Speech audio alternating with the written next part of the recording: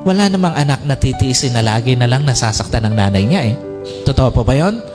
Walang anak na titiisin na lagi na lang nakikita na pinagsasalitaan ng masakit, naririnig, pinagsasalitaan ng masakit ang kanyang nanay. At walang anak ang titiisin na lagi na lang nakikita na mukhang kawawa sa pera ang nanay niya. Pero ang pinakamatinding katotohanan dito, every time na makita ng anak na nasasaktan ng nanay niya, nag-iiwan ito ng malalim na hinanakit sa tatay niya. Every time na nakikita ng anak na nababaliwala nanay niya, nag-iiwan ito ng malalim na hinanakit sa tatay niya.